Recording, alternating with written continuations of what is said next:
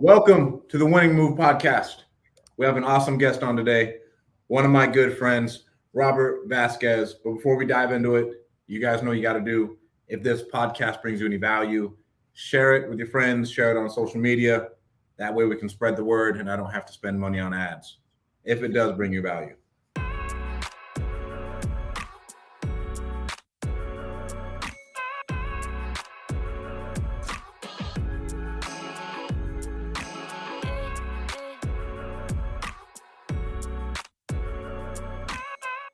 It's going to But be you, so go ahead and share this.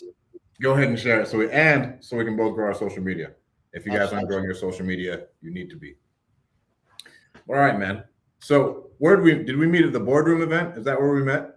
We met at the boardroom event in Fort Lauderdale. By the way, first of all, I got to say the introduction to your podcast was awesome, man. I felt like I was like running into like a stadium right now. The audience was going, I was like, yeah, let's do this. Come on, let's try this podcast. This is awesome. But yeah, we met in Fort Lauderdale, man. It was a great time down there. Met a lot of great people. Great networking event. So glad I had the opportunity to link up with you and continue our dialogue. Oh yeah, and then we went to the book. Well, I didn't even know you were going, but the book writing conference. Yes. Actually, hold on, dude. Were you in Key West or no? No, I didn't go to. You told me I should have went to Key West. I wish I would have. Yes, Key West was an amazing event. So I'm I going to go the next one now in April. so again. I want to go down there again. Yeah. So I forgot I paid for that last year. I went to the Key West event and I donated some money, and then I was able to go to the Robert Allen's the book event. That's where I saw you there by accident, which is your own freaking backyard. So that was awesome. So when are you going to have your book out in time? I'm not going to have my book out in time. Yes, I'm going to. It's already almost like not nowhere near finished, but almost there mentally. I have a dude who will do the whole thing for 10K. Dude, there's so many people. You can hire ghostwriters. The thing is, like, you could do it, and there's a lot of people that don't mind doing it because it's just a lead magnet, and the way Robert Allen said, you don't want to write your magnus opus, your initial book or whatnot. But I want to put good quality content out, not just some garbage repurposed shit that you see out there. The majority of people, in my opinion, that are educators in the space are sharing the same information over and over. Which, to be fair, if it fucking works, it fucking works, right? It's just different ways that people are communicating to get that message across effectively. How many ways are there really to wholesale a regular residential transaction? Let's be honest. You reverse engineer it. How many ways are doing it? Now you have reverse engineering or reverse wholesaling and this and that. It's the same shit, man. But you know what? Follow who you're going to follow your coaches, and learn. But more importantly, I think you should execute. That's the biggest issue that I think most people fail on. Bro, how much money, round number, or did you spend this year on events? Because I saw you, two of them. I know. I'm in six figures. 6 figures that I've invested in myself and educating myself. And I'm going to tell you right now, when I first started, I had a real scarcity mindset, and I went to every single podcast and every single webinar and everything I could possibly do when I first got started, and I just couldn't possibly fathom spending the amount of money I spend on educating myself then. And that's something where I think it's a shift. That when I started going to events and when I started investing in myself, when I started paying to be in the right rooms, it's funny how certain doors opened up, and you really shortcutted your success. I mean, that's really why you're going to see these mentors and these people you look up to. You're really compressing time, where I was too hard-headed and too stubborn. I'm not paying that shit. I'll figure this out myself. And then it took me 3 to 5 times as long to do what people were doing in a couple months to a couple of years, So I definitely applaud people that want to invest in themselves and do it quicker than later, because I could have probably compressed 18 years into probably 3 to 4 years, Oh yeah. Well, bro, let's get started. I didn't know you ran away from home, so Yeah. I want to hear from the very beginning because that's interesting. You ran away from home. Why? At 14, because my mother was like, worse than Castro, man. So I'm first generation American. My mom got divorced very young. I had 2 younger sisters. My dad bailed when my younger sister was 45 days old, and just living with a single mother, trying to raise a knucklehead like me, and a pretty tough area. looking back, having kids, she did the best she could to try to discourage me from doing things that was already heading, towards a bad direction, heading in the wrong route. And, unfortunately, I was too independent. I started working at a young age. I cleaned office buildings with my mom at night. I used to hide under like the Econoline vans when my mom would take patients around, older people to appointments. It's like 15 passenger vans. I used to hide all the way at the bottom just so my mom wouldn't get fired. So, it's like I was always working. I was always trying to do something to make some money and help my mom out. That I had to do because that was a necessity. But at 8 years old, I used to be dropped off at a fruit market, and I would work from 3 o'clock in the morning on my summers to like 10, 11 o'clock, 12 o'clock in the afternoon. I'd come back home, and just that was life. I didn't look at anything, anything different.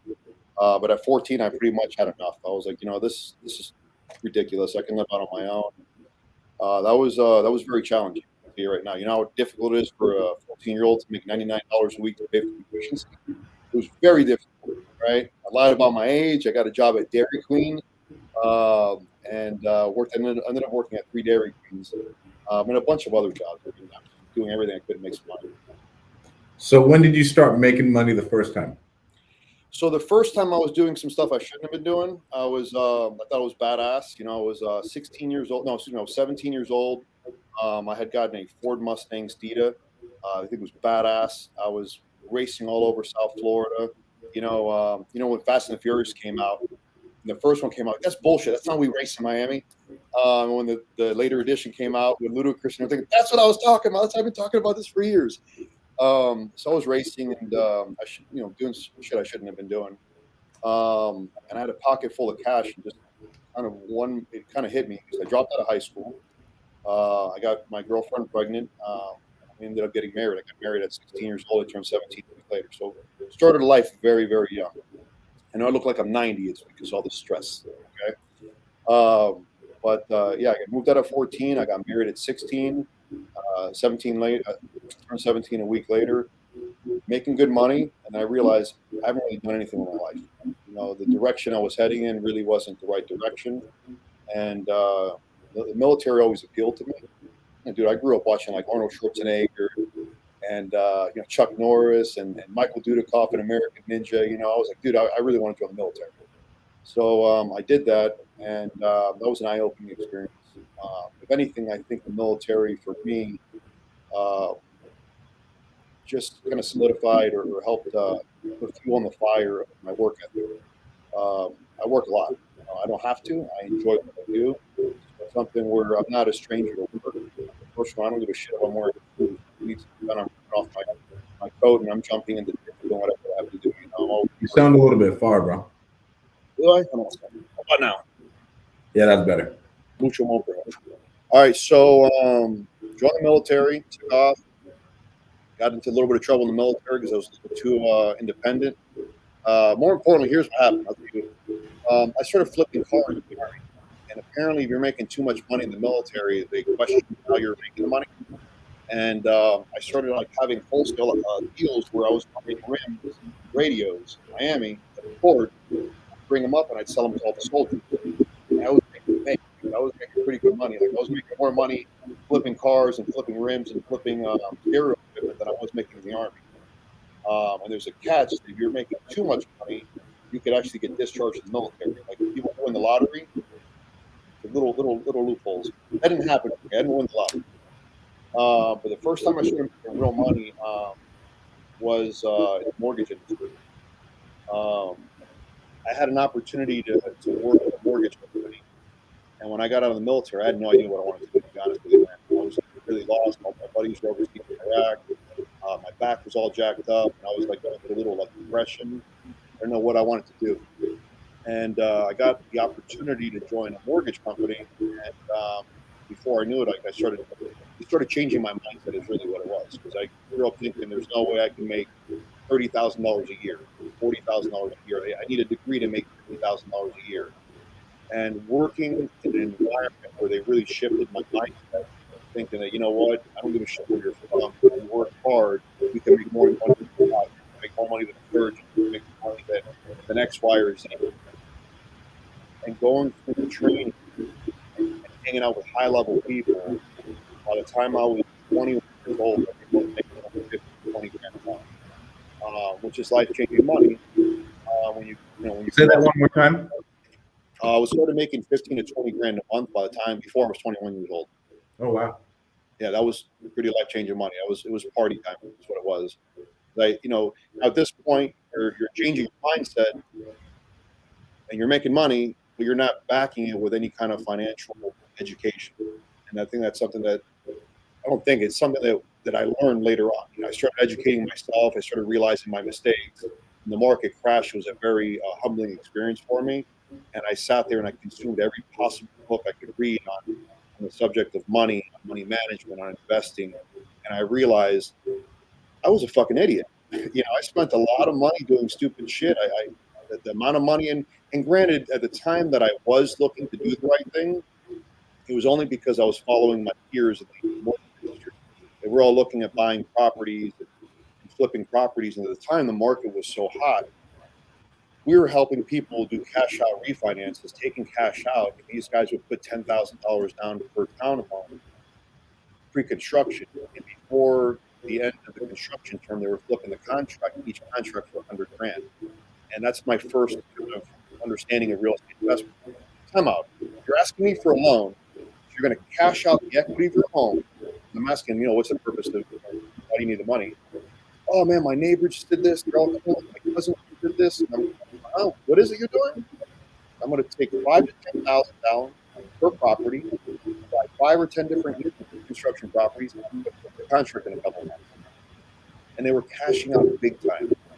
So those that were able to benefit from that back in the day, dude, crushed it. And by the time I wanted to start that, the market had started to shift. So I was only making money. I was only making money doing mortgages at the time. My whole introduction to really everything else was pretty much when the market tanked. Market tanked and it stuck. Jeez, dude. So you're making 1 minute. 1 minute. So at 14 years old, you ran away from home. Ran away from home. It wasn't a pleasant situation when I left. It sucked actually. And I went immediately to my grandmother's house. So I remember walking like several miles to my grandmother's house. I wasn't in the best physical shape. My mom was whipping my ass. I had to go. And stayed there for a little bit. And then I moved in with my uncle. And then I just said the hell with that. And I ended up getting into a $99 a week efficiency off of 441 in South Florida. And I shared with you this earlier. You know how difficult it is for a 14-year-old to make 99 bucks a week. I was busting my ass. I was selling every possible thing you can hustle. Ended up fortunately getting a job at Dairy Queen. And that guy gave me the opportunity to work at 2 other ones. So at 14 years old, I ended up working at 3 Dairy Queen, just picking up every kind of shift I can possibly make. And I was still going to school at the time. I ended up dropping out of high school at 16 when I got my girlfriend pregnant. Like immediately, I'm like, shit, what am I going to do right now? So I ended up like working immediately at every freaking job you can think of. I was just trying to do everything. And it worked out well, man. I ended up like making enough money to buy a Ford Mustang Steeda. I think we had like the Type R rims, a dual exhaust. I think it was badass. And then that led into a bunch of other stupid shit because I started, racing in Miami and trying to make money doing that. And it wasn't the smartest thing I could have possibly done. How much money what was the most amount of money you made on a race back then? It was kind of a wash. I think it was like $2,000, which is pretty good money. But the reality is I also lost probably about 3,000 or 4,000, thinking I was, the shit or whatever. And the reality is I didn't put any like nitrous oxide or anything like that in my cars. Naturally aspirated at first, ended up going with a supercharger later on. But at that point I had to get the hell out of Dodge. Let's just say the police were looking for the car. And I decided to say, you know what, this is a great time to join the military. I think I need to do something better with my life.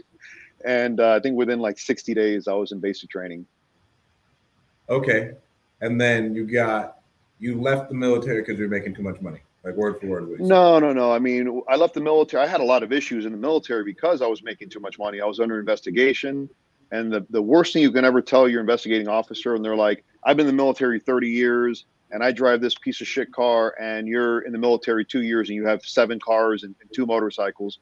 What the hell are you doing? And I'm like, well, I manage my money better than you do. Not the wisest thing you can say by any stretch of the imagination. I had to do like a financial audit, and they were like, well, you have another job. I'm like, no, it's not a job. It's a hobby that pays, you know? But I was making a good amount. Everything I paid for was 100%. Like I had the receipts for everything. If I bought a set of rims in Miami, you know, I sold them. And that was another argument. They're like, well, we need to see the receipts. I'm like, you don't go to Walmart and ask them how much they bought the gallon of milk for. You just bought the damn gallon of milk. You know, you're not asking the wholesale price. And that was a whole other argument. So I had to prove the fact that I legally bought the rims or the body kits for the cars or the coilover kits and everything else I was trying to make money on. Really? And so, and then what happened from there? After they proved it, that, you know, it was a hobby, it wasn't. And also one of the things that helped me too, because the military at one point said tax evasion. I said, the tax year isn't over yet. And they were like, I had an answer for everything. I was like, what do you want me to do?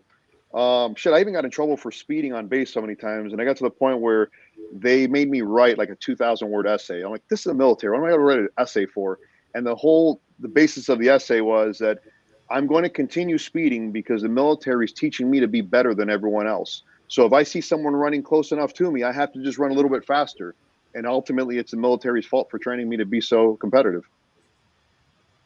What? You should have seen their face when that first sergeant was reading that. They're like, what the fuck is this? And I'm like, you told me to write it. It's 2,000 words. I didn't say you were going to like it. So whatever. It was a fun time. Okay. And then from the military, then where did you go? The military, when I got out, I went through like a major kind of depression, you know, because I didn't know what the hell I wanted to do in my life. I was totally lost. At that point, I had planned on doing making the military my career. Wanted to go special forces. I was all gun ho. I was freaking soldier of the month, battalion soldier of the quarter. You know, I was just rocking it. And you know, I hurt my back. And then when we got back from Iraq, there was a big investigation with our unit. And you know, long story short, you know, I had a lot of buddies that were still overseas, and I was back. And when I got out of the military, I just didn't know what I wanted to do. I wanted to go back overseas, but my back was all jacked up, and I just bounced around. I didn't know what I wanted to do. And I'll tell you right now, when you leave, for example, a call center job, because I worked at a call center doing vacations in South Florida, and then I leave. With you and Scott? No, I was in South Florida. I was in Fort Lauderdale. I worked for Ramada Vacation Travel Incorporated or whatever, and I was working in the TO team. No, it wasn't timeshare. It was selling like actual vacation packages, which I'm sure the people went to do a timeshare presentation. I don't know. I got promoted quickly to the cancellation team, and that was all right, but it's not what I wanted to do. I joined the military. I got back from the military. I got all my buddies that are overseas, and I'm picking up the phone. It was just a really depressing point in my life. I was like, what the hell am I going to do? I started going around from job interview to job interview where everyone's like, you can make $1 million. You can make $1 million. And by the time I sat down with the mortgage, Aldo, great guy, when I sat down for the interview, I was a dick. I mean, I was more like interviewing him than he was interviewing me. And he was like, who the hell do you think you are? I go, who the hell do you think you are? You're over here trying to present me an opportunity. You know, bro, I was a dick. And he's like, go sit down with this guy, Rudy. Rudy's also a great guy. He runs a fantastic title company out of South Florida. There are multiple branches. And I sat down with him. And when the guy put on his bank account, I was like, yeah, how much money do you have? He's like, chill out, bro. And he hits the other button for a savings account. I'm like, all right, I'm ready to do whatever I have to do. I'm ready. And they're like, no, you don't have the job. This is the first interview. You have to do the second interview. And I'll never forget because I needed money bad. I got out of the military. I'd split with my ex. And I was actually living out of my car. I was so depressed and I was so proud that I didn't want to ask anyone for help. It's like first generation American. I'm the first one to go to the military. I got my shit together. And I get out. I can't find a job that I'm happy with. And I didn't want to ask anyone for help. And I'm just like, my ex is staying with my mother-in-law and I'm sleeping in my car. I'm like, this is bullshit. I deserve better than this. I know I'm going to get more than this. But I was okay in the car because if I was able to sleep in the back of a tank in Iraq, the car wasn't so bad. I was in a safe space. You know, that's the way my mentality was. And I had my cousins like, dude, just spend the night on my couch. I'm like, I'm good. I don't need anything. I'm fine. I'm good. I'm good. And when I got the job at AmeriQuest Mortgage Company, largest subprime lender in the country, a lot of people don't like them. That was a life-changing opportunity for me because they really changed my mindset. And I think that's something that, if for nothing else, that was the greatest achievement that I had made as a young man, is understanding that you don't need to come from money to make money. You don't need to come from wealthy parents in order to make money. But life is a journey, right? So now the one part, if I'm looking back, is now I'm realizing that I'm entitled to make this money as well. I just have to go out and earn it, right? The second part isn't getting the money, it's keeping the money. It's preserving the money you're making. And that's something that I didn't learn until I lost everything. Okay? Because no one's complaining when the money's coming in, and you guys, everyone who's listening or watching, once you start creating a cash machine, right? People have to prepare for when the market shifts. When everything's going up, no one's complaining, right? Money's free flowing. Hey, I could drop a couple $1,000s at the club or this, that, or whatever. But the reality is, when you start becoming a little bit more financially literate, you start saying, hey, you know what? I got to start investing into things that are going to continue paying me. If this opportunity, if this oil well runs dry, what's going to be the next opportunity to make me money, right? And one of the things that a dear friend of mine, we call him Wall Street, he's a stock guy, he told me when the market tanked, he said, what your problem is, or is that you made all of your money in the mortgage business. And the market tanked, what else did you have? I said, nothing. He said, a wise man told me you need to have more than one oil well. And the way he said it to me, at the moment and the time and the place I was in my life, that hit me like a lightning bolt. And I'm like, shit, all I had was mortgages making me money. So what the hell else am I going to do, And that just evolved into a bunch of other shit. So I got a couple things I want to unpack on that.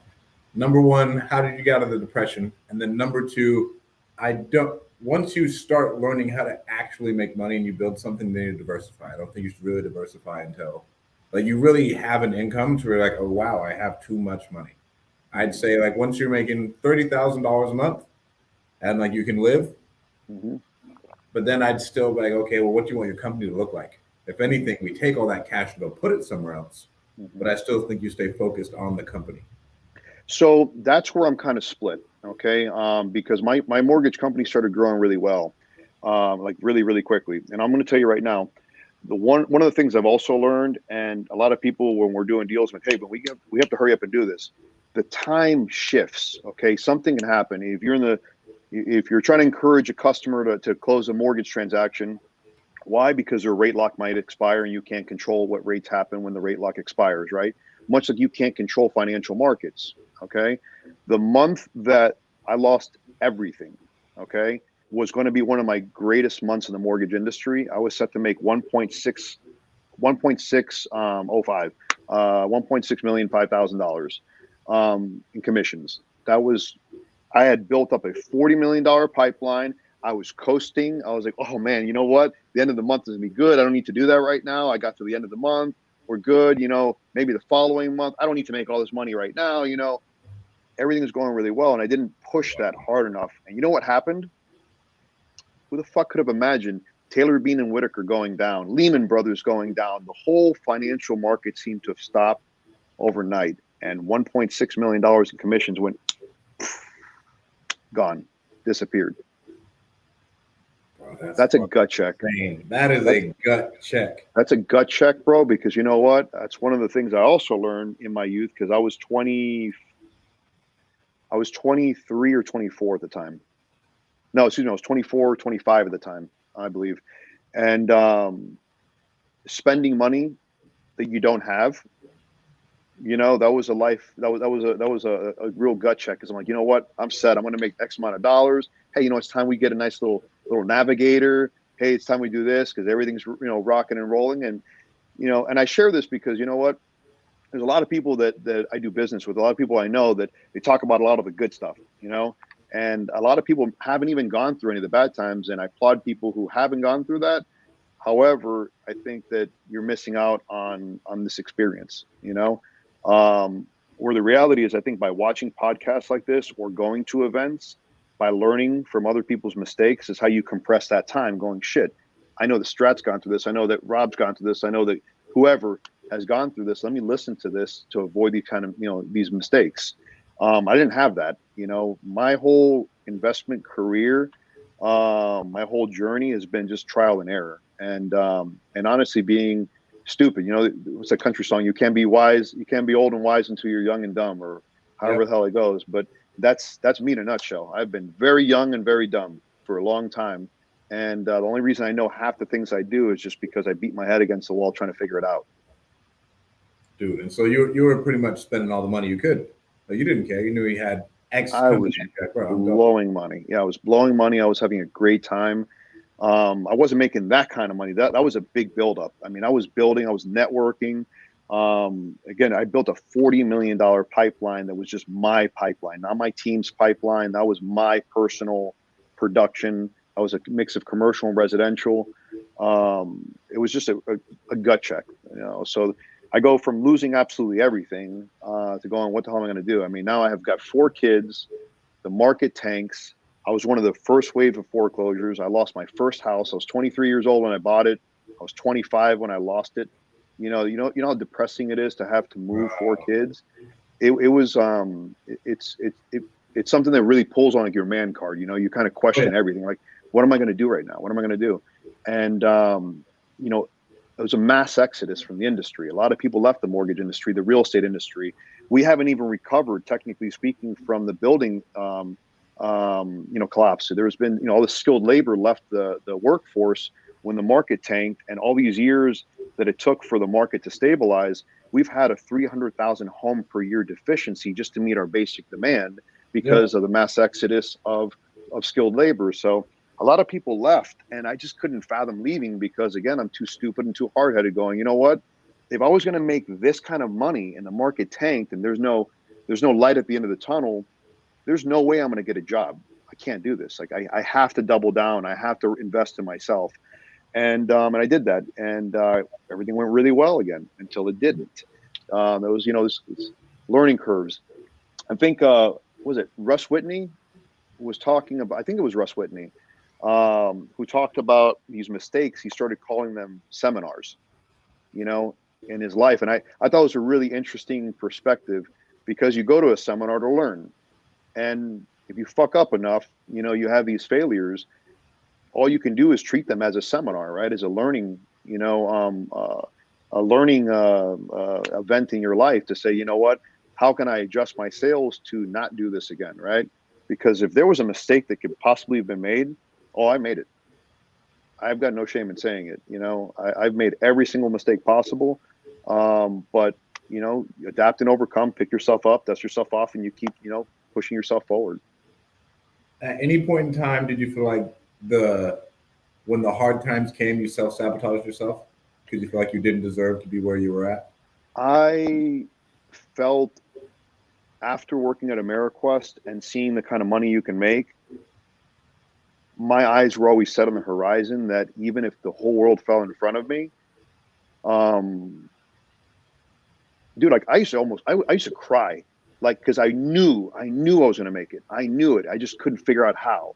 As a man, I'm going to tell you right now, I don't give a shit who's watching this or not. I would sit there and cry, and I was like, fuck, I know I can do this. It's just like an equation, 2 + 1 is 4. What the fuck is the variable that I'm missing to get to 4?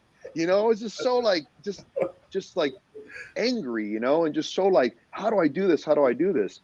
And one of the things I remember at the time, like, realizing, I just had like this epiphany. I was like, you know what? Everything for the most part I wanted in my life, I've gotten.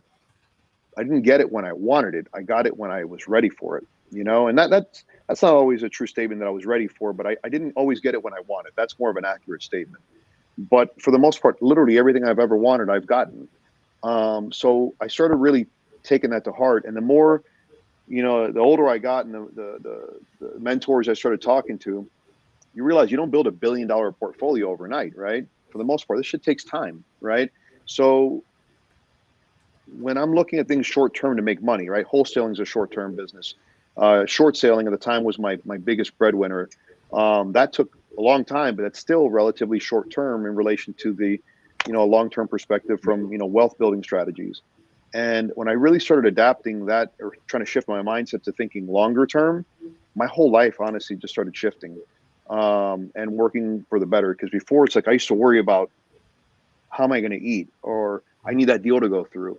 When I stopped worrying about that deal and I started working on continuing to look at the horizon, money just started kind of coming, and just it's Isn't the coming in. craziest thing, bro? Well, It's once the you get crazy. past it, you got to get past it because you do have to figure out how to create income. But then when you can actually get to a point to, all right, I'm not worried about next week's rent. I'm not worried about bills. I'm not worried about groceries. Then you can actually get to that mindset to where I think it's Right. an amazing place to be. Right. So I remember faking the funk. Okay. And here's what I mean by that. Um, I totally agree with what you're saying, but the first thought that came to mind was a sales guy, or something I watched a while back, where it said something to the effect of people can tell when you're desperate. Okay. Even if you think, they can smell it. So when you're trying to close a deal and you're like, this is a fantastic offer, sign right here. They give that look like, fuck, I need you to please sign, sign right here. You need that. Whereas now it's like, look, sign right here. This is my offer. You don't like it, I appreciate your time. Thank you very much. My door's right over there. The ability to pull back is something that I remember faking the funk, going, I don't need this. Please sign, please sign. And it's I can't tell you at what point it was in my life where I had to stop doing that. It's something where I think it came gradually over time. And obviously, the more money you're making, bless you, the easier that was for me. I had the opportunity to meet a billionaire. I read the book, How to Win Friends and Influence People, and I came across a portfolio, and that's a whole story in itself. But that meeting with that billionaire changed my entire life. How?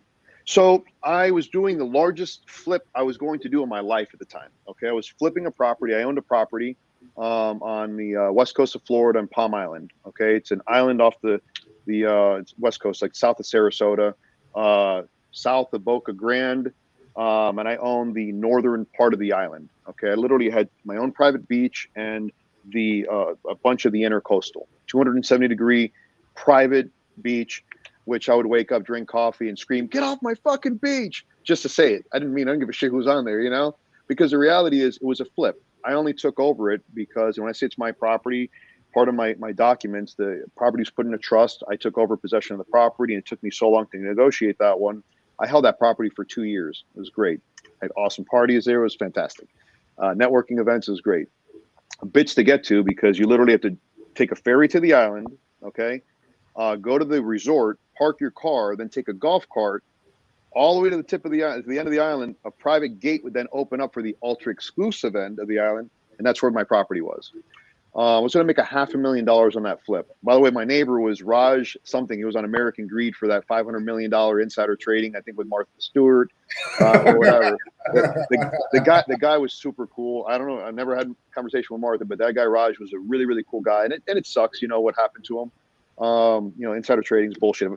Anyway, so that was a $500,000 flip I was going to make. I negotiated the debt with the bank, and I came across this portfolio, and it's like, you know what? I'm going to pitch this guy, right? Because at the time, one guy in Sarasota, Harvey Van Groff, God rest his soul, he passed, owned thousands and thousands of homes in Florida, predominantly on the west coast of Florida, Sarasota, Bradenton, Tampa, that whole area. So when I came across this portfolio at the time, I was flipping portfolios. I was doing a lot of different things at the time. I was building a distressed capital markets firm. And when I came across this guy, the portfolio, I was like, before I send this to any of my investors, I'm going to do my due diligence, because I was getting a bunch of shit sent to me. There was aggregated portfolios that were bullshit, or daisy chain stuff that never existed. It was just bullshit. So I had to do my due diligence. The package came to me, and I'm do a 10% audit immediately. I start pulling O&E reports on everything, and I'm like, aha, not one person owns it, or not one investment group owns it, multiple entities, not even multiple, like 3 or 4. This guy owned thousands and thousands of houses. And I'm like, who the fuck is this guy who owns thousands of houses? This is before Invitation Homes. I haven't met a single family operator who was even in the space who owned thousands of houses as an individual. This guy owned the world's largest collection agency, okay, multiple countries. And when I started researching this guy, dude, I fell in love. I'm not gonna lie to you. I was like, this guy's got a great story. How he talked himself into a nuclear power plant deal with the military, having no experience whatsoever. How he leveraged himself into getting the Empire State Building contract and then quitting college. I mean, the guy's story was beyond impressive. So I wrote the guy a letter, an actual handwritten letter, and I sent it to him in the mail. I didn't think anything about it. Guy writes me back. He says, a very dear, very nice letter. No one writes letters like that anymore. Next time you're in Sarasota, come on down. I immediately, when I got the email, I go, I happen to be in Sarasota tomorrow. And which I wasn't planning on being in Sarasota. So I told my ex, I said, hey, get the kids in the car. We're going to Sarasota. We're going to go to the property, spend the weekend on the property. I'm going to go see this billionaire on the way over there. And I'm trying to pitch him to be the investor in the transaction. I say, look, I need you to essentially just fund this transaction. I negotiated a $14 million property for, I think, $2.5 million. And I have it sold for 3.2. I'll give you 200 grand. I make 500,000 overnight. Simple deal. Okay. The guy goes, I'm not interested in this. You asked me for advice and I'm going to give you some input. I said, Harvey, you're not listening, man. I'm going to make $500,000 overnight. You're going to make 200,000 overnight. The guy says, let me ask you a question, Rob. I said, what's up? He says, if you don't do this transaction right now, what kind of money do you have coming in? And I said, you're not listening, Harvey. Trying to pitch the deal again. And he's like, Robert, just focus. If you do not do this deal right now, how much money do you have coming in to pay your bills next month? I thought long and hard, and I was making money, but nothing was consistent. There was no continuity of income. I was making chunks, but I wasn't investing it. Okay, I was buying, flipping, but not really investing the money. And he asked me the question again, and I looked at him real carefully. I reached in, I said, Harvey, that's a really good point. Maybe if you fund this transaction, I make $500,000 overnight. I'm going to then take this money and I'm going to buy some investment properties. The guy says, you're missing the point. And we kind of ended off on, you asked me for advice. I suggest you take it. And I walked out of there pissed off. I'm going into the $14 million house that I have under control. I'm looking at my own private beach, drinking some coffee, pissed. I go back to my office, pissed.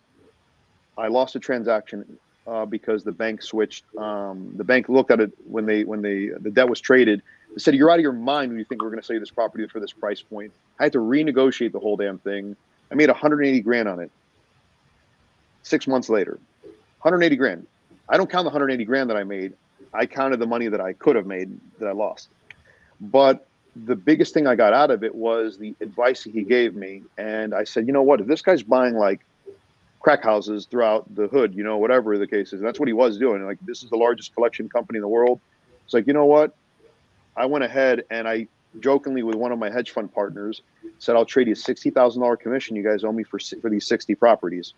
And the guy says, absolutely, let's do it. And I was like, what? Oh yeah, yeah, okay, cool. I traded $60,000 for 60 properties. And I thought I was the shit. All right. I went from 0 to 60 rental properties or properties. They weren't rental properties. Half the properties I went to, I couldn't find because the city demolished them. All right. So I went from thinking I had all this stuff to the next, I have millions of dollars in debt because the code enforcement violations far surpassed the value of the property. Oh and I was like, you have got to be shitting me. And I ended up trading more properties for commission and more properties. I ended up amassing like over 140 properties the first year. Okay.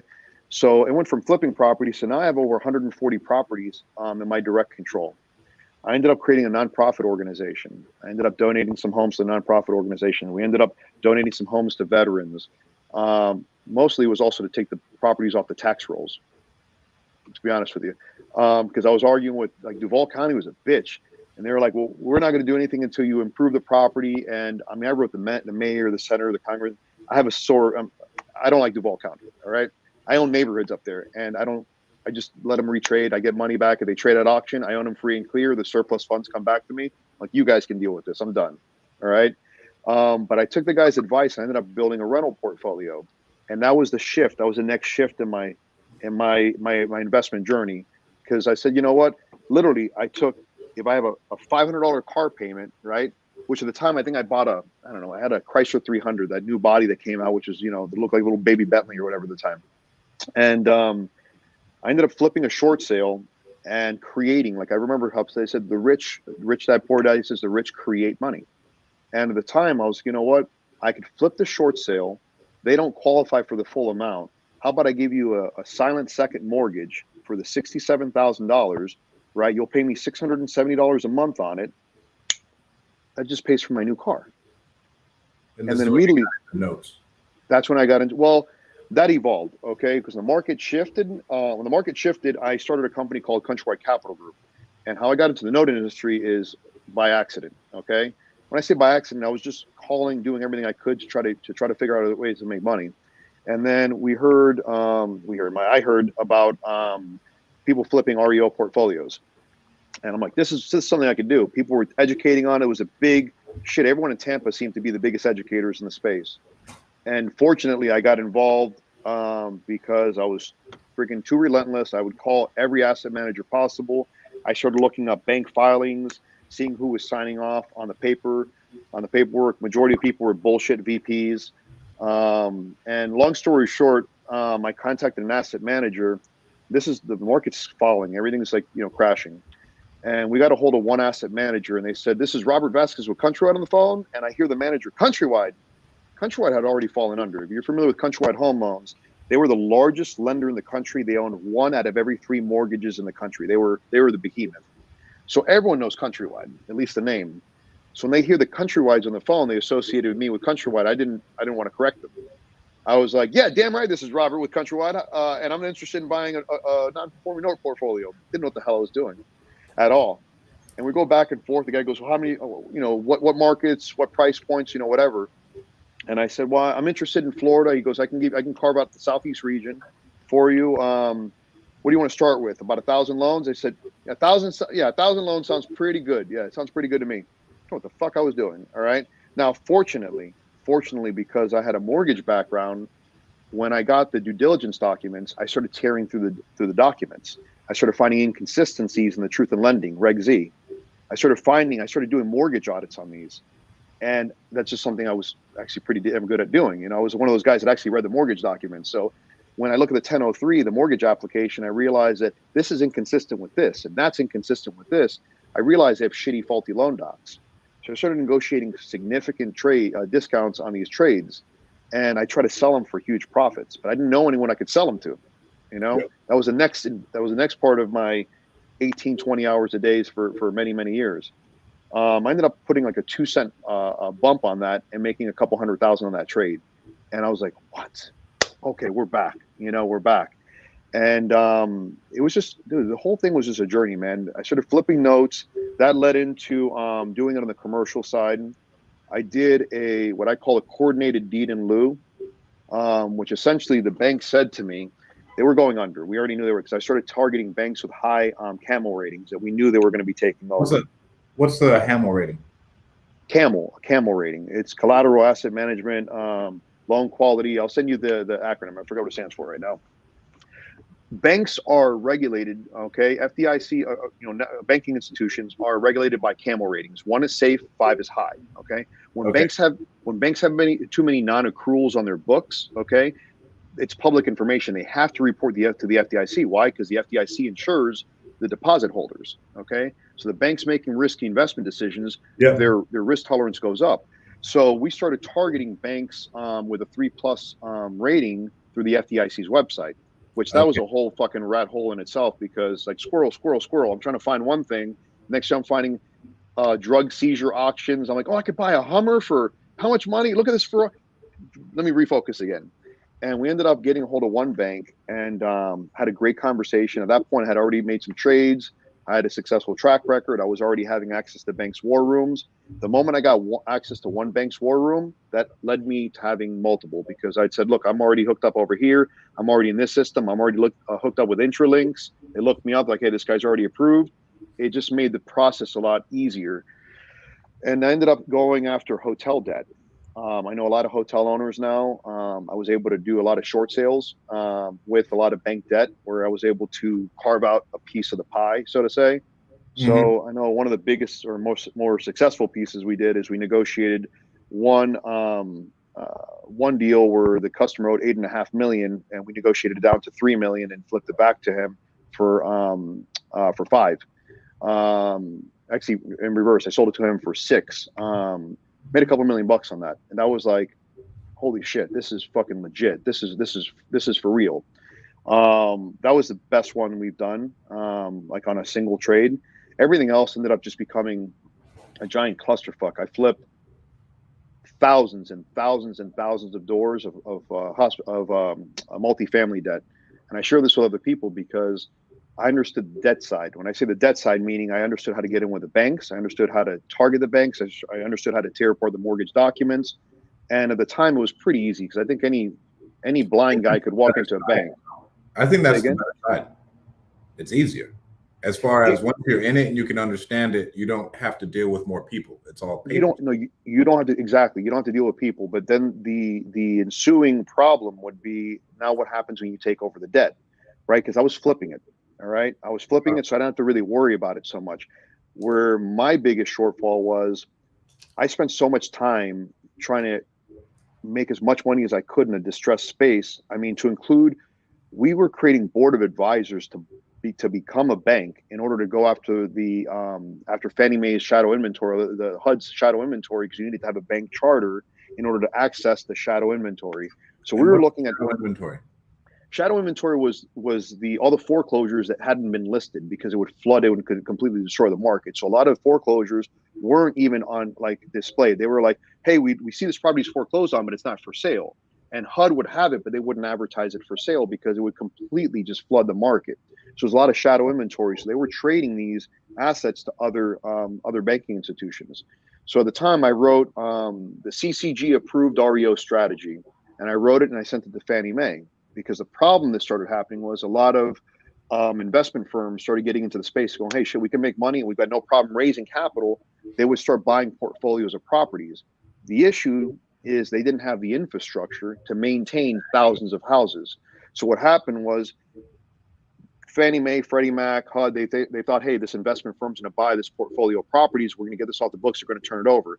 They didn't have the infrastructure. They didn't have they didn't have the street teams, the boots on the ground, the renovation team. So what happened was, here's when neighborhoods started getting destroyed quicker and faster, because now the debt got, or the REO asset got traded to the firm, a hedge fund, a real estate investment company, and they didn't have the resources to be able to maintain those. So by the time they ended up getting people out there, just drugs and just people were breaking in, and squatters, and it was just destroying communities.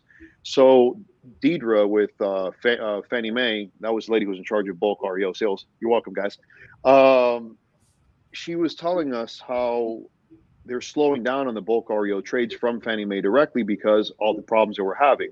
So they didn't open an open call, and I ended up writing. I think you can Google it. It's a CCG approved strategy. It's on different forums. I wrote that, I think, in 2012 or 13, and I did the whole roadmap. Investors do this. This is what's going on. This is the fallout. This is what I think needs to happen, which was, buying the portfolio and immediately, let's say, liquidating 20% to other investors and focusing on trying to get homeowners that qualify into these homes. I wrote a whole thing about it. It was my input, trying to figure out and fix the problem. The best I could do. Didn't really go very far. I got the ear of HUD for a different thing we were working on. But dude, I can go on and on talking about all the different things I did, because all the time I spent with HUD, all the time I spent with Fannie Mae, all the time. Huh? So we got you on here so I can hear everything you did. Well, it's going to take fucking several days, dude. Dude, I was working like nonstop. Like I was dealing with, Florida investors and mid to West Coast, and then dealing with people in Hawaii, then dealing with China. I went to the point of I was trying to create an EB5 regional center. I was like, I'm not going to invest deals over there. I want to become my own EB5 regional center. That was a whole other issue that we went down like a rabbit hole.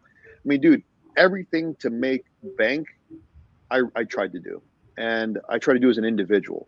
The only way that I could do all this is I worked a lot. I'm not going to lie to you. I worked a lot, and that also, affected, other things in my life. But I was so dedicated to try to be successful and trying to provide a better life for my ex and my kids, that, you know, I did damage certain things by working so hard. So when I listen to mentors or whatnot, it's something that I really wish I would have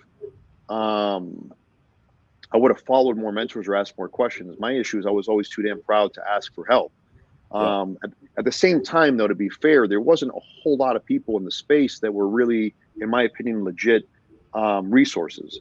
You know, you had guys in Tampa that were teaching people how to do bulk REOs, but like, as an example, or non-performing notes, or it's just, I could teach you something, and then these guys said, you know what, I can make a lot more money teaching other people to do this. So, like, my day got filled answering the phone, and it was almost like someone was reading from a script every single day. I became a dick. Hi, this is John, and I would like to buy some REO tapes. Can I have some tapes? I'm like, click. It was almost like they were reading a script, and they didn't even try to have the decency to try to memorize the damn thing, you know? And but, you know, to be fair, these are people that are trying to make a couple bucks and trying to do it themselves. But I was very fortunate. I was very, very fortunate. Not because I was lucky. It's because I worked so hard and had so many doors shut in my face that by the time the one opened, I was already prepared. I already knew what to do. So when that one closed, I made good money. Another one closed, I made good money. I got screwed out of a $10 million commission deal. I was very depressed. I also went ahead and almost did something very stupid. You know, I was like, oh, I'm ex-military. This guy's, he's going to pay. And my attorney's like, dude, don't, you know, just whatever. And but that one was one that took me like 2.5 or 3 years to put together, that deal. That was $1 billion trade with Bank of America for an REO pool. And these brothers, these guys from the Midwest, they cut a lot of people out. All right. There was these two Midwesterners from whatever. I don't want to say the name for legal purposes or whatnot, but the whatchamacallit brothers, that's how they advertise themselves. And man, hopefully I'll see them one day. $10 million. $10 million. $10 million on a single deal. They made, I think, $30 million in that trade. $30 million in that trade. And did they just say you don't get a commission, or did they capture that? No, they took the whole thing. And that's one thing I realized, that like NDAs for the most part aren't worth the paper they're written on. You're going to spend more money trying to defend an NDA or CA. Yeah. And that's what my attorney said. He says, look, you're missing out on the money. I understand it's a loss, but you're going to pay me so much money to try to go after these people that if they have that 30 million, which they do, they're going to drag this out in court. They're going to bankrupt you. Yeah. You know, so it was a really shitty situation, you know. In business, you know, unfortunately, you know, you partner with people and things don't always work out well, you know. What's the only thing you can do? You can wake up and you just got to keep trucking and keep moving forward. You know, relentless forward progression is my motto in life right now. It's like, doesn't matter how many times you fall, get up and just keep trucking forward.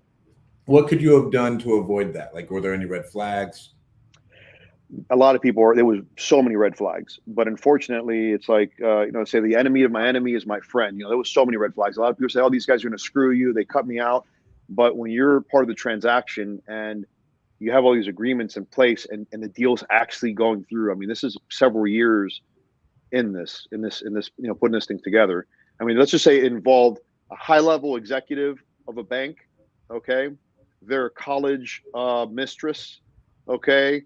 That we had to get connections with. Dude, it was a whole like fucking puzzle piece we put together in order to get this thing to go through, in order for us to be able to meet the right people and be put in the right room to have the right conversations.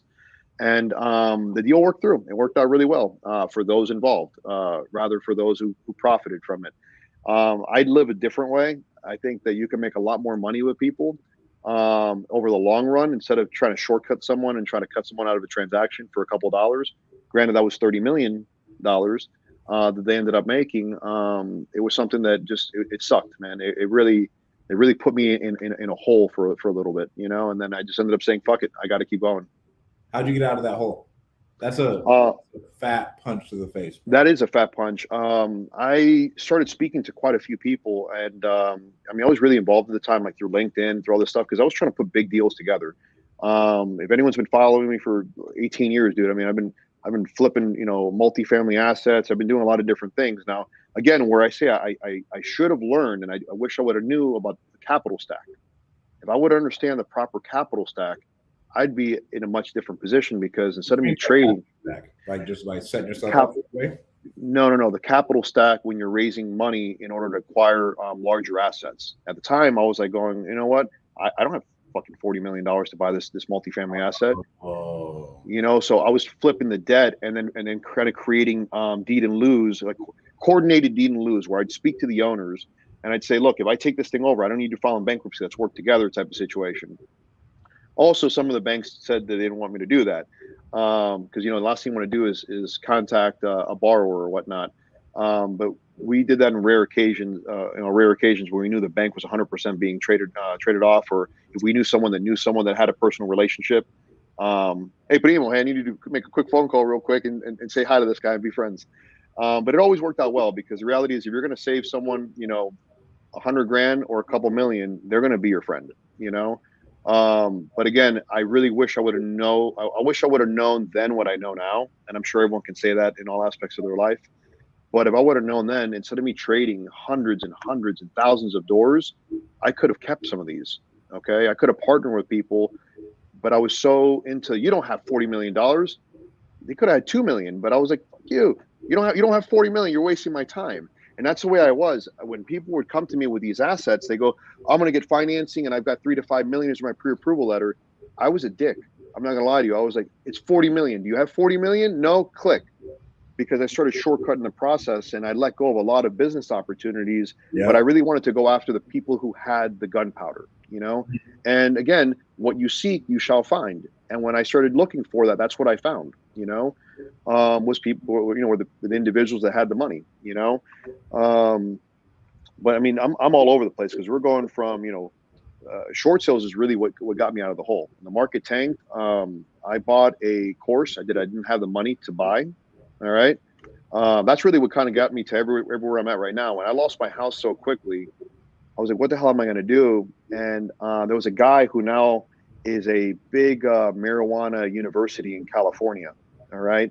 But he was a big real estate guy at the time. And he created this short sale program in a software before I even knew what short sales were, before I think the country knew what short sales were. We're going to talk about your software problem too. Oh, dude, don't even give me software. I'm addicted to software. So I bought this shitty software that was broken. It didn't work. The key didn't even work. And the guy, as soon as I bought this program, it was like $2,500, which again, I didn't have the money to buy. Okay. But I was confident in the experience I had losing my house, that I could translate that experience and try to help other people. And it worked out very well. My first short sale flip, I made $122,500. When you go from losing everything and you make a 6-figure check like that, you're just like, thank you so much. You're so appreciative. Like I'm gonna do something different with this, and then that just started growing and growing again, and just started building up a business that turned into a 2,000 realtor. I had 2,000 realtors nationwide, giving me deals through Pat Precourt's prop tracker system. Thank you, Pat. That was an awesome program you made, very affordable. And it was a great platform, because it allowed me to have agents to have their own logins, and they would just dump all their properties and they go, what can you do? What can you do to help me? And I made a fuck ton. All right. I made a fuck ton doing that. And that propelled me into like a lot of the other things, because that gave me a little bit of capital to start doing X, Y, or Z. Now, again, that wasn't the true learning. I was making money, but I wasn't investing in property. I was making money, flipping. I was making money, and again, still, not being as wise as I was. I was wiser, but not. That billionaire conversation is really what shifted my entire perspective on life. I'm like, you know what? I am making money. What am I doing with it? Am I putting it to good use? Am I reinvesting into other businesses? Am I diversifying, or am I a guy with one trick again? Mm-hmm. So I took every once in a while. I was having a couple drinks. When I say a couple, a lot. And I was looking at my hand. I'm rubbing my hand, and I look at my fingers, and that's when it hit me. Going, you know what? If I've got multiple fingers on my hand, why don't I have multiple businesses? Meaning multiple streams of income coming in. And that's where that shift kind of hit me. And I said, you know what?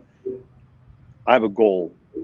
and I don't care if it takes me 30 years to do this. I'm gonna try to capitalize and make money on every sector of the real estate industry. Okay, so we had the mortgages, the title, the real estate brokerage, the construction, the building development. We just try to keep it all in house, and that's something that's taken me a long time. It didn't happen overnight, And you're this well. wasn't by accident.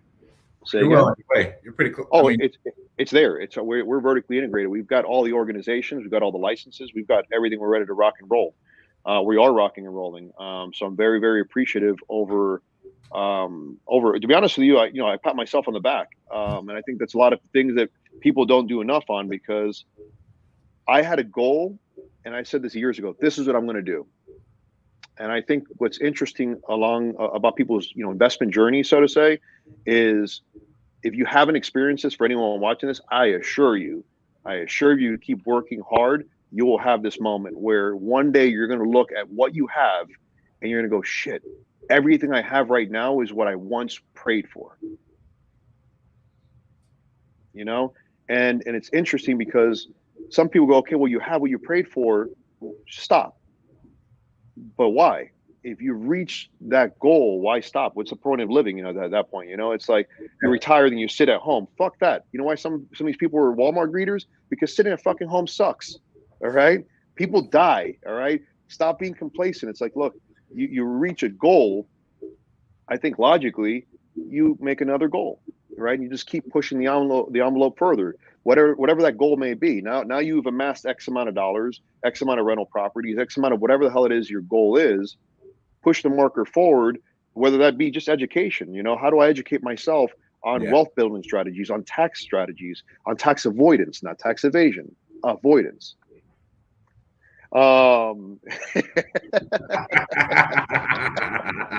There's legal ways where you can do shit, and people, get really upset about it. Where the reality is, it's like, look, motherfuckers, I didn't make the rules. I'm following them. Maybe if you follow the rules, you can be in my same boat. I did a post. I'm not sure if you saw it. It's gone freaking viral, and the amount of the hate, the comments that are on there, because I did a rich mindset versus poor mindset, and it's sad, man. It really is like just so negative how people, their perception on money or wealth, just because they haven't had the fortunate opportunities in life to make a couple bucks, they just automatically typecast everyone else who's got a couple bucks as they inherited it. They were born that way. They're a bad person. With it. Right. All that nonsense to where right now, I think in America, and this, we're different because we're minorities, but now you have 18-year-old girls selling pictures of their feet online, making $1 million a month. Right. And then I joined Los's mastermind, right? Los is awesome. I love Los. He's a good friend of mine. But I think about all those people in there. Nobody knows who they are.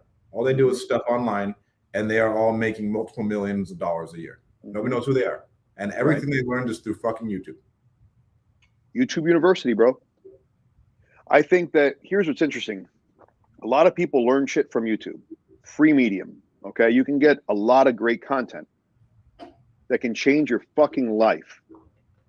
Or you can sit on Instagram and hate and say, this is bullshit, you're full of shit, blah, blah, blah. You know what, dude?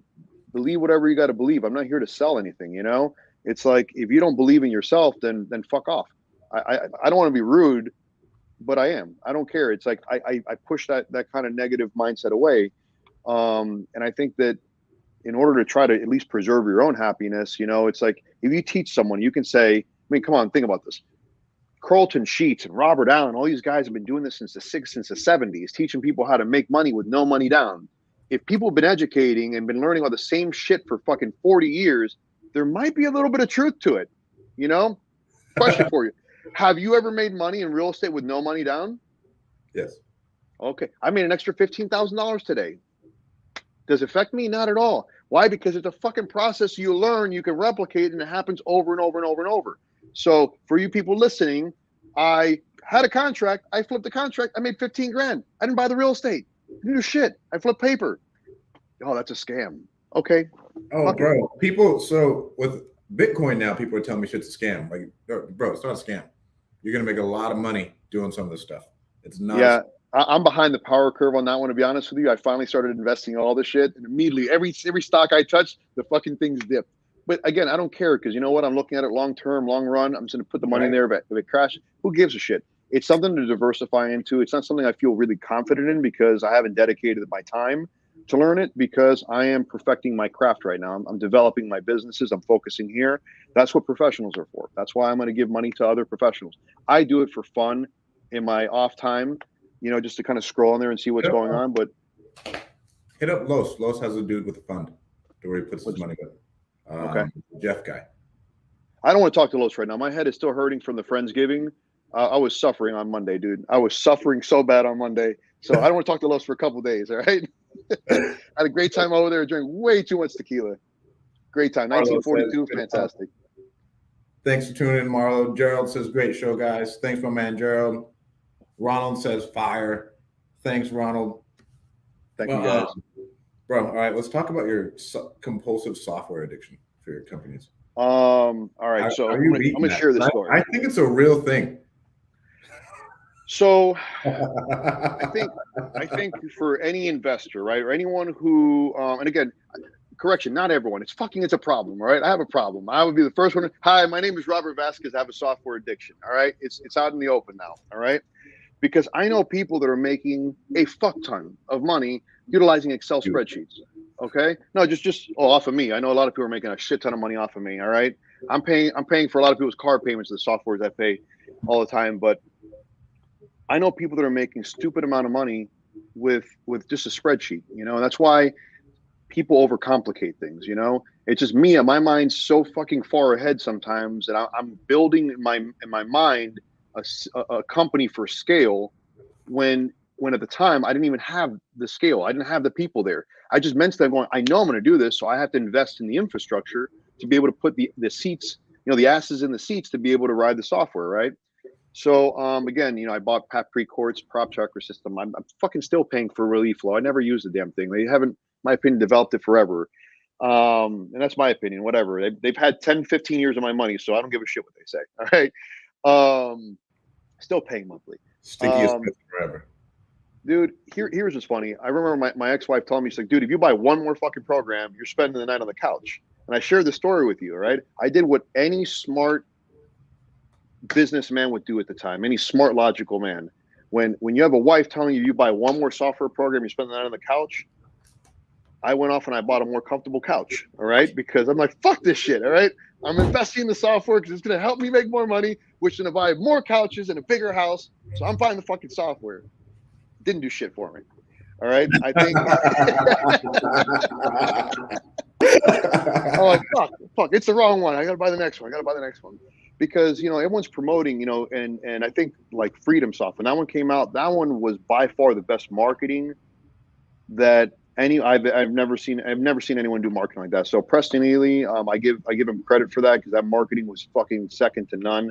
He did like a trailer, like a movie kind of build up, I was like, holy shit, that is me beating my head against the wall trying to figure out how to do comps and write offers and do that. That is me going through those problems, So I think it was great because he addressed the issues that a lot of investors were having in multiple systems and trying to put it into one. My issue is that I run so many companies that I can't find one platform to manage it all. But we were talking about this with spreadsheets, to where that guy showed us, and I was blown away. I was like, "You do this on spreadsheets?" Because I have a similar addiction to you, to where I was about to go drop. I think with Salesforce is going to cost us $20,000 a month for what I want. And then I'm going, and one of the guys like, bro, use Podio. I was like, I'm not using fucking Podio. He's like, use spreadsheets. $100 million companies are ran on spreadsheets. This guy's worth a lot of money, and I pretty much told him, no, I don't believe you. Even though I paid you to get your advice, I don't believe you. That's smart. Right, and that's smart. And then we go to the fucking boardroom event, and this guy whips out his computer with a fat-ass G Suite of spreadsheets. He's like, all right, Stratton, you're a dumbass. Yep. Yeah, I was blown away when I saw that guy running his entire business plan. All the KPIs are right there. It just takes the individual inputting the data, right? And I say this: input equals output. If you don't fucking put the data, the information in there, what the hell's the point, But yeah, the guy's running a killer business. That whole team is fucking rocking and rolling right now.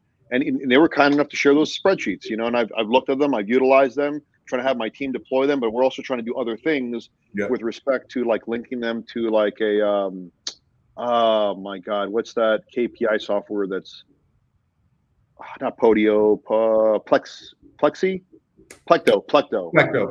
Yeah, that's got such a sexy user interface. You know, it looks good. I haven't deployed it yet because I just can't wait to throw another $300 a month away. You know, so. Really But yeah, software is something, dude. I mean, I spent 30 grand on my SX3 software when I was doing short sales and loan modifications, you know, and then after I dropped 30 grand, the guy's like, yeah, you need a fucking server. I go, a fucking what? This is not cloud based, you know, and all this other shit.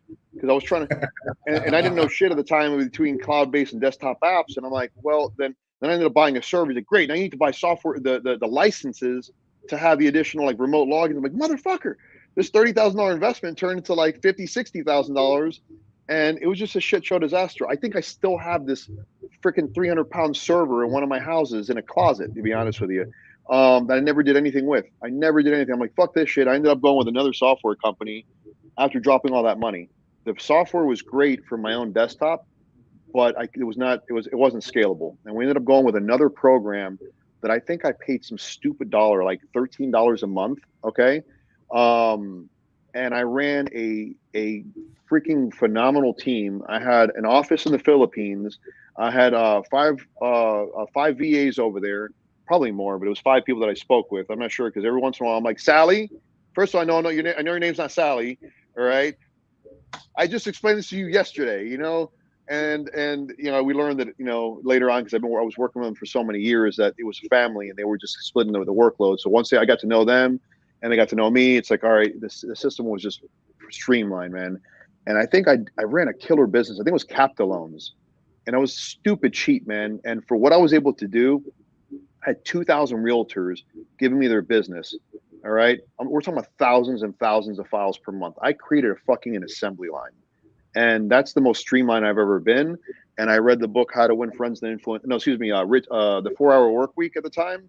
And as I was reading the book, I was already deploying the things that Tim Ferriss was teaching. So I was like, oh, this is great. I'm literally already doing this. You know, I'm following, you know, kind of my gut, and that kind of led into the book. And the book was just kind of reaffirming what I was doing. And I'll tell you right now, when you're 26, 27 years old and you want to keep inviting your buddies to go golfing or to do this or to do that, and everyone's working, it's a shitty fucking feeling when, you know, you want to travel, but your buddies can't travel. Bro, it's hard. Oh, it's very hard. It's very, very hard. Because when I had that completely streamlined, I literally took that 4-hour work week to heart. I'm like, I'm gonna live stress free. I stress way too much. I'm gonna relax. I'm gonna golf. I'm gonna do whatever the fuck I want to do. I'm gonna go surfing today, you know. And I would start doing that shit. That lasted like 2 or 3 months. I felt like a retired person who goes, fuck this. I'm gonna get a Walmart greeter job just to do something, you know. And I threw myself back in the business and completely fucked up a really good system. You blow it all up, bro, because you blow set it all up. Wait, but then you dive in, you fucking blow the whole thing up to where now I'm at that point to where with all the friends who we grew up with, I can't call anybody to go do shit with us. Period. Number one, our spending habits are not the same at all. Right, our income levels aren't the same. Then I have way more free time. Right, which makes it difficult. So one of the things that now I jumped in and everything was a disaster, but at the same time, I'm kind of glad I did, only because my way to justify it. The all those tsunamis that hit the Philippines destroyed my entire system that I'd created that was completely autonomous. It was just like I barely had to do anything. All the emails, all the sequences, all the updates. The moment you did something, it sent an email alert to all parties. I had created a really good system, and then the freaking tsunami fucked everything up, you know. And then finally got power again. Then it was all intermittent. Then another storm. I was like, I can't do this in the Philippines. And I had the PTSD, to be honest with you, from working with people in the Philippines because I couldn't trust people. I couldn't trust the system, the infrastructure out there. And there was BPO firms that advertised 99.9% uptime. Bro, it was tsunami hits. Your generator isn't the only one that's waterproof, all right? You know, you're bullshit, all right? Right. We have generators too, bro, and it's hard. That's the hard part about the Philippines. I do want to talk about your business in Colombia. I do like Colombia. I think I can get better. Love Colombia. In the Philippines, right? As far as education, like you can get people with master's degrees in the specific skill that you want. You can do the same thing. You can do the same thing in Colombia. You can do the same thing in. We were leaning towards Ecuador, but finally Ecuador might be leaning towards a right-wing economy, which we hope.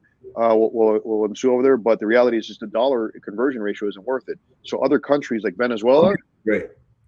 Colombia is great. Venezuela is fantastic, but it's so volatile over there that, you know, like me, I'm crazy enough to just, I'm a guy who backpacks and will cross the border and set up shop.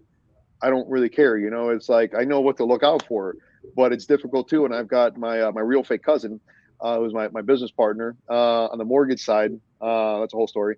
But he's my partner out there in Colombia as well. And, you know, his wife's like, doesn't even yell at him. She looks at me straight in the eye. She's like, do not do anything stupid. You know, I'm like, well, first of all, I don't do anything stupid, you know, but my risk tolerance is a little bit higher because, you know, I don't want to say my risk tolerance is higher. I just know what to look out for. It's just things you learn, you know, traveling a lot overseas, you know, don't be out there with your fancy watch. Don't, you know, just basic common sense shit. You know, you don't want to be the guy at the club popping bottles just because they're $50, you know?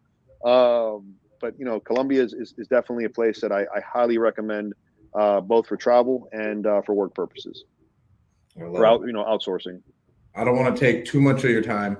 What else would you like to leave the audience with that'll help them grow? I would say,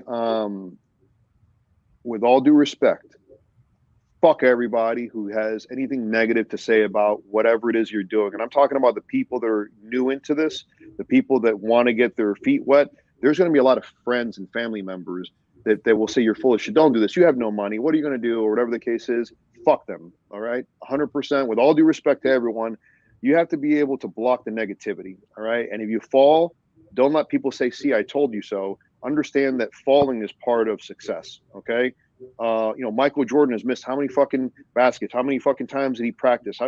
You can name a million fucking people. People don't become great overnight. People become great because of multiple failures. So what I would leave people with is relentless forward progression. Keep fucking moving forward, and do not get fucking stuck not knowing what to do and utilize as an excuse for inaction. Okay, take action and take massive action and figure this shit out along the way. Reach out to Stripe, reach out to fucking, there's a million people. Go to YouTube University. You have no idea how cool of a feeling it is. Or when I talk to new people, like, oh my God, I got my contract. What the fuck do I do now? Calm down there, all right? You already know what to do. Yeah, but good job. Exactly. You got the contract. Step one, great. I don't give a shit if you got the contract and it's overpriced. At least you got it. You know, go through the motions. You know, I look at small things like that as successes and wins, not failures. You know, even if you get the property under contract and you can't find an end buyer, good fucking job, because you got half the equation right. The next step is figuring out the next step, right? That's it. It's just constantly moving forward. I didn't know what the fuck I was doing when I bought 1,000 loans. Okay. I kind of faked the funk with the other people on the other end of the phone, but I figured it out. You know, the same thing when I did my first short sale. I didn't know what the hell I was doing. I just did it. I took action. The same thing when I fucking flipped my first property. I took fucking action. The fuck ups are part of your education. You know, I did not go to Harvard University. I have probably paid 50 times what people pay to go to Harvard University in my mistakes. Okay. So I literally am a product of the School of Hard Knocks. And for people that are watching, I'd say, congratulations for taking the time to invest in yourself, to jump on these type of podcasts and educate yourself and to learn from other people's mistakes, because I honestly would not be where I'm at right now if I didn't make the mistakes that I did. Okay. And I've also avoided mistakes, big mistakes, by listening to the advice of people that are greater and farther more advanced than I am. So I had an argument with someone on Facebook, okay, because he's an idiot. And here's what I left off with, all right? You don't take financial advice from broke people. You don't take marriage advice from divorced people. And you sure as fuck don't take financial advice or career advice or from people that are miserable with what they're doing in their life, okay? I would say that if you see someone that has what you want, with respect, ask them questions. Now, don't expect them to do everything for you, okay? But ask them questions and take action upon what they're fucking saying. If you're going to buy someone's course or buy someone's fucking book, read the fucking book and take action. Don't be one of these course junkies that buy something or, you know, or go to these webinars or these seminars and take the time and go, I don't know if I could do this. As Henry Ford wrote, whether you think you're right or you think you're wrong, you're right. Or, you know, whatever the fuck it is. I messed that whole thing up. Whether you believe you're right or whether you believe you're wrong, you're right. You know, so think you can do it, believe you can do it, and avoid every possibility of doubt. Just get it out of your mind and just fucking just do it. Just take action and just fucking do it. I love it, bro. Whoever this Facebook user is, man, I love the content. Thank you, Strat and Robert. Let me know your name. Thank you so much for tuning in. What's going on, Chris? Oh, what's up, Chris? Happy birthday, bro. It was his birthday like 3 days ago, right? He's supposed to come over to Disney World, man. Come on down. Hell yeah. Well, thank you so much for coming on, man. Thank you guys so much for tuning in. Until next time, thank you so much. I think that's all. Absolutely, man. Thanks for having me on, and for everyone watching, thank you guys for watching. Where can people find out more about you? Facebook, Robert Vasquez, or Instagram, passive_cash flow kings on there. Just Robert Vasquez, passive income cash flow kings. Hell yeah, thank you, bro. I got to shorten that shit up. Anyway, thank you guys for having me on there. Yeah, I got you. Later, man. See you, bro.